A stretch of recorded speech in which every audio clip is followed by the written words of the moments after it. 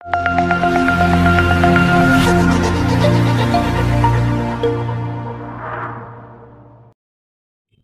आगामी 17 फरवरी को मुनारी बाजार में राजभर महाराजा सुहेलदेव जी की जयंती है।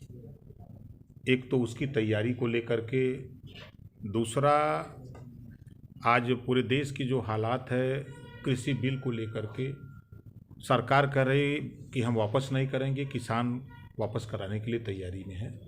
तो कृषि बिल वापस कराने के लिए अभी ये आंदोलन हरियाणा, पंजाब को लोग मानते थे। अब उस आंदोलन को हम उत्तर प्रदेश में पूर्वांचल में 5000 गाँवों में जन चौपाल लगा करके कृषि बिल वापस कराने के लिए आंदोलन शुरू करने जा रहे हैं 5 फरवरी से। अच्छा, देश की सीमा पे एक बड़ी विचित्र तस्वीर सामने आ रही है। एक तरफ किसान देश के लोगों के लिए अन्न उत्पादन कर रहा है, तो दूसरी तरफ सरकार उनके लिए लोहे के कील उत्पादित कर रही है रोडों पे।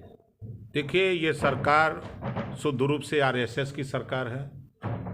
आरएसएस के संस्थापक गोलवलकर जी ने साफ साफ कहा है कि जिस देश में शासन करना हो उस देश की जनता को इतना निचोड़ दो कि वो अपने को जीना ही विकास समझे। तो इस सरकार को न किसान से मतलब है, न जवान से मतलब है, न महंगाई से मतलब है, किसी चीज़ से मतलब नहीं है। इनको सत्ता से मतलब है। तो सत्ता पाने के लिए कुछ भी करने को कर भी रहे हैं। अभी अरविंद गोस्वामी का जो वो व्हाट्सएप चैट हुआ, देखा आपने? पुलवामा घटना का खुलासा उसमें 4 दिन पहले खबर हो जा रही है।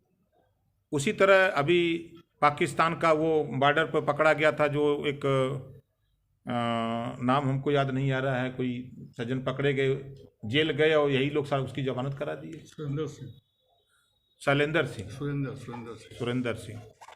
तो ये सरकार शुद्ध रूप से देश को गुलाम बनाने की तैयारी कर रही है, उस रास्ते पे चल रही है। बजट को आपने देखा कि देश बेचने वाला बजट है ना। उसमें शिक्षा का कोई प्राविधान है कि जो देश में 60% लोग अशिक्षित हैं उनको बेहतर शिक्षा कैसे दिया जाए, जो गरीब के बच्चे पढ़ लिख नहीं पा रहे हैं उनको कैसे बेहतर शिक्षा की व्यवस्था कराई जाए।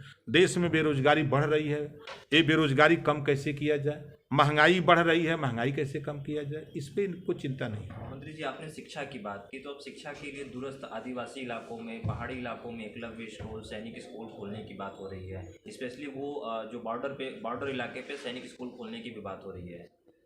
देखिए, बात तो बीजेपी के पास बात है।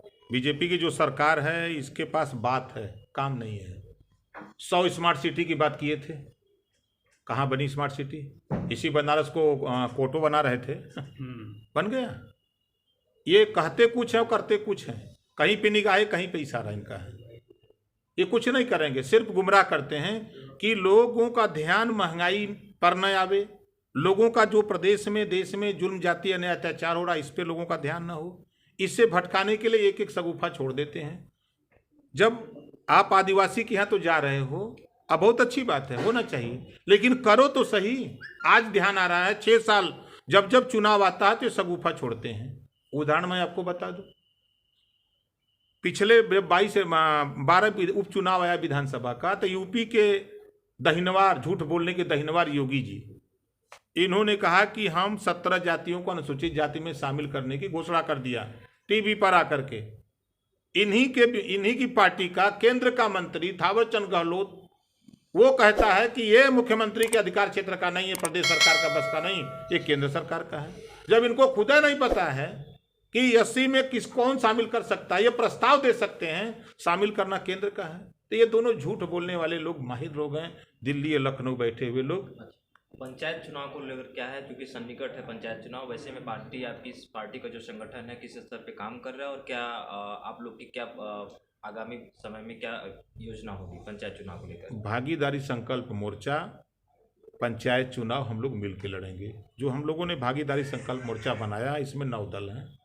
ओवैसी जी हैं, बाबू सिंह कुशवाहा जी हैं, किशोरा पटेल हैं, बाबू रामपाल हैं, प्रेमचंद प्रजापति हैं, रामसागर बिंद हैं, रामकरण कश्यप हैं, अनिल चौहान और हम 9 लोग मिल करके हम लोग पंचायत चुनाव को लड़ेंगे।